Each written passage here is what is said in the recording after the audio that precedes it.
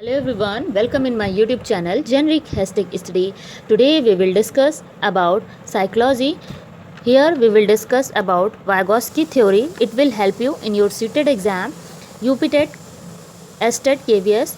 So please watch the video till the end. If you have any suggestion related to this video, do comment and don't forget like, share and subscribe this video.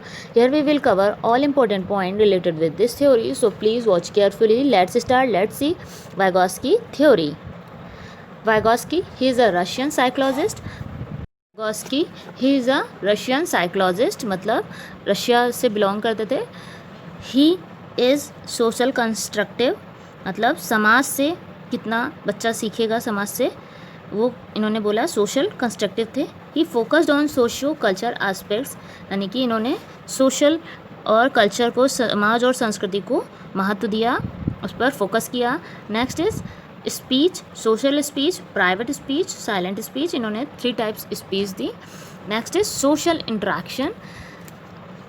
इन्होंने बोला समाज में रहकर जितना बच्चे का interaction होगा समाज से के लोगों से, वो उतना ही ज़्यादा सीखेगा, उसकी भाषा का विकास होगा, उसकी संस्कृति, तो उसमें संस्कृति का विकास होगा. Next is social development. इन्होंने बोला कि जितना ज़्यादा बच्चा अपने आसपास की चीज़ों से, समाज से सीखता है, उसे बोला इन्होंने social development. First is collaborative project, यानी कि किसी प्रोजेक्ट पर साथ साथ वर्क करके. नेक्स्ट इज़ असिस्टिव लर्निंग, यानी कि कोई आपको किसी काम को लिए डायरेक्ट या असिस्ट कर रहा है, उसे असिस्टिव लर्निंग हो गया. नेक्स्ट इज़ पीयर ट्यूटोरिंग, यानी कि अपने समूह में सीखना, जैसे 7-8 लोग का समूह हो गया, उसमें एक दूसरे से सीखना. नेक्स्ट इज रेसिप्रोकल टीचिंग, यानी कि एक दूसरे से को, जैसे स्टूडेंट हो गया, स्टूडेंट टीचर से सीखेगा और टीचर स्टूडेंट से कुछ ना कुछ सीखेगी, तो ये क्या होगा, रेसिप्रोकल टीचिंग हो गई. कोऑपरेटिव लर्निंग, यानी कि आपको कुछ आता है, उससे आप कुछ सीख पा रहे हैं किसी अपने फ्रेंड से, तो और आपको कुछ अदर सब्जेक्ट आता है, तो आप दोनों लोग कोऑपरेटिव लर्निंग कर रहे हैं. मतलब एक आपको कुछ आता है तो आप उसे सिखा रहे हैं, और किसी दूसरे को कुछ आता है तो वो आपको सिखा रहा है, तो इसे क्या बोलेंगे, कोऑपरेटिव लर्निंग. ये सारे कुछ हमारे सोशल डेवलपमेंट में आएगा. Next is Vygotsky believed that language was the most important tool that human could utilize. Vygotsky believed that there are 3 forms of language. इन्होंने बोला Vygotsky ने कि लैंग्वेज जो है बहुत ही इंपॉर्टेंट टूल्स है ह्यूमन बींग्स का, जो कि ह्यूमन बींग्स यूटिलाइज करते हैं. ये इन्होंने 3 फॉर्म्स लैंग्वेज के दिए. First is social speech. इसमें क्या होता है, external communications that people use to talk with others. ना सोशल है, समाज में जो हम लोग बोलते हैं एक दूसरे से बात करने के लिए, उसे बोलते हैं social speech. Private speech, internal communication that a person direct to themselves, it serves an intellectual function. यानी कि प्राइवेट स्पीच, आपने कभी कभी बच्चों को सुना होगा, वो बलबलाते हैं, कुछ बोलते हैं अपने आप.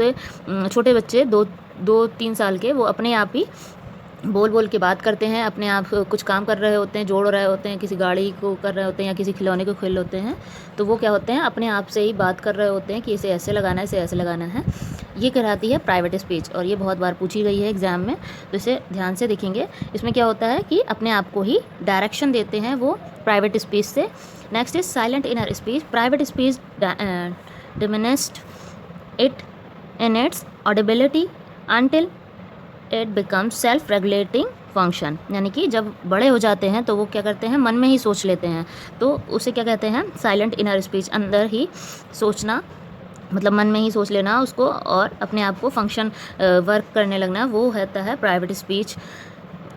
इसमें देखिए यहाँ पर एक डायग्राम से समझाया गया है. Speech divided in social speech, private speech, silent speech. Private zone of proximal development, मतलब संभावित विकास का क्षेत्र. ये एक सर्कल है और अंदर वाला एक सर्कल.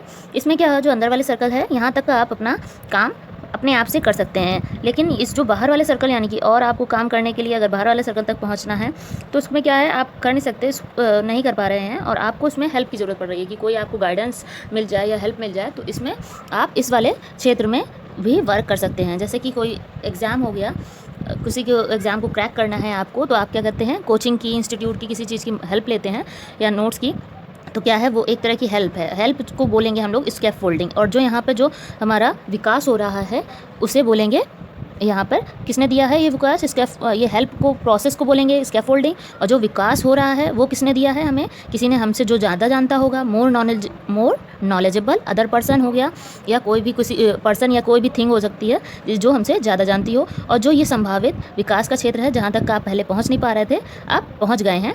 ये क्षेत्र जो ये क्या हो गया, ये हमारा जोन ऑफ प्रॉक्सिमल डेवलपमेंट हो गया। ठीक है, नेक्स्ट इज स्केप फोल्डिंग, देख लेते हैं। It is a temporary help which is given by more knowledgeable other और पर्सन और थिंग, एनीथिंग हो सकती है। नेक्स्ट,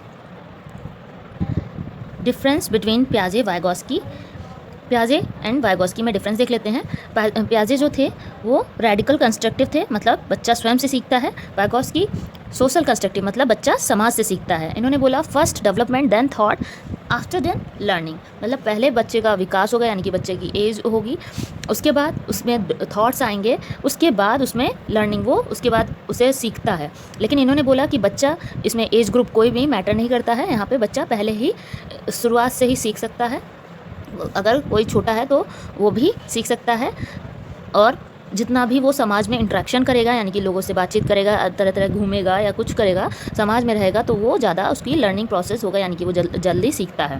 नेक्स्ट इन्होंने ईगोसेंट्रिक स्पीच दी, बट यहाँ वाइगोस्की ने प्राइवेट स्पीच बोला, यानी कि बच्चा, इन्होंने बोला कि जो बच्चे स्वयं से बात करते हैं वो क्या होता है, ईगोसेंट्रिक होते हैं, वो अहम केंद्रित होते हैं। लेकिन यहाँ पे इन्होंने बोला ये प्राइवेट स्पीच होती है, और इससे क्या होते हैं, वो अपने आप को डायरेक्शन देते हैं, किसी वर्क करने के लिए डायरेक्शन देते हैं। Next is discontinuous process, 4 stages important. इन्होंने बोला कि पियाजे ने 4 स्टेजेस दी हैं, जो कि हैं डिसकंटिन्यूअस की स्टेज, इनकी डिसकंटिन्यूअस होती हैं, यानी कि एक के बाद एक ही आएगी, जंप नहीं कर सकते, एक से दूसरी स्टेज पे नहीं आ सकते, तीसरी स्टेज पे नहीं आ सकते।